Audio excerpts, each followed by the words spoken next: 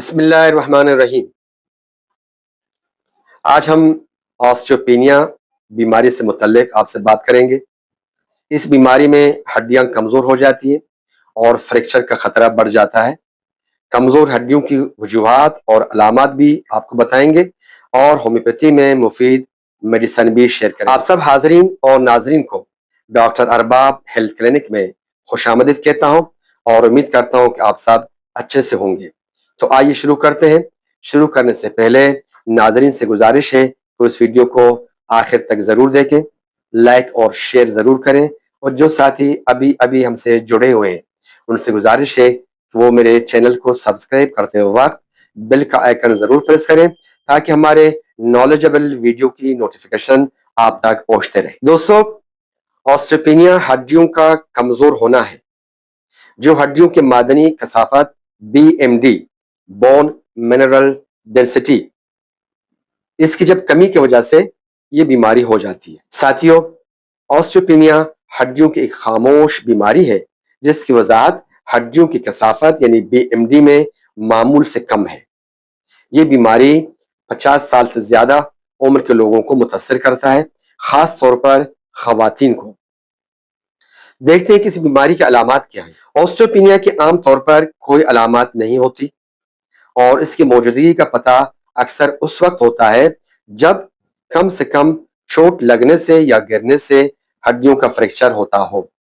खास तौर पर अगर ये ऑस्टियोपोरोसिस की तरफ बढ़ता है तो कमर का झुक जाना, ऊंचाई में कमी, कमर का दर्द, रीढ़ की हड्डी के कंप्रेशन, हड्डियों में दर्द महसूस करना और फ्रैक्चर जैसी अलामत का तजुर्बा किया जा सकता है। अब देखते हैं कि इसकी वजूहात क्या है।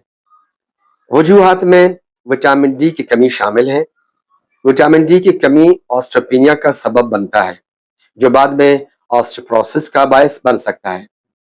ये बीमारी ऑस्टियोमलेशिया का भी सबब बनता है।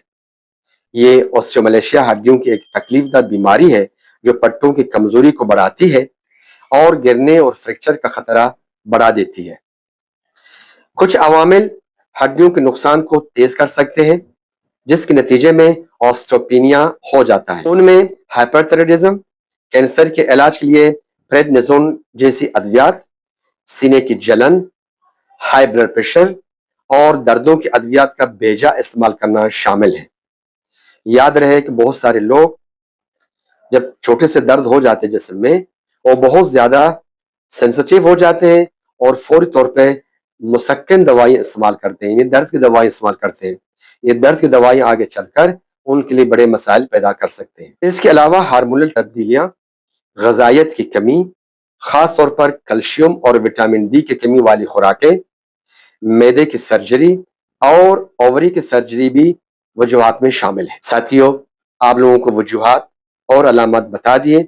अब देखते हैं कि होम्योपैथी में इस मर्ज के लिए कौन सी अद्वियात ज्यादा मुफीद है। साथियों, होम्योपैथी में बहुत सारे अद्वियात हैं जो इस मर्ज के लिए कारआमद हैं। हर कोई डॉक्टर अपने प्रैक्टिस के मुताबिक दवाई दी जाती है, लेकिन यहाँ जो सबसे ज्यादा अहम अद्वियात हैं वो मैं आपके साथ शेयर करूंगा। नंबर 1 है सिम्फाइटम क्यू। सिम्फाइटम क्यू के 20 कतरे दिन में 3 मरतबा सुबह 7 बजे, दोपहर 1 बजे और रात को 7 बजे 20 कतरे हल्के नीम गर्म पानी में आधे कप से कम डाल के बीमार को पिला दें। नंबर 2 है कैलकेरिया कार्ब 3x। इसकी 2 गोलियां दिन में 4 मरतबा। नंबर 3 है कैलकेरिया फ्लोर 3x, जिसकी 2 गोलियां दिन में 4 मरतबा।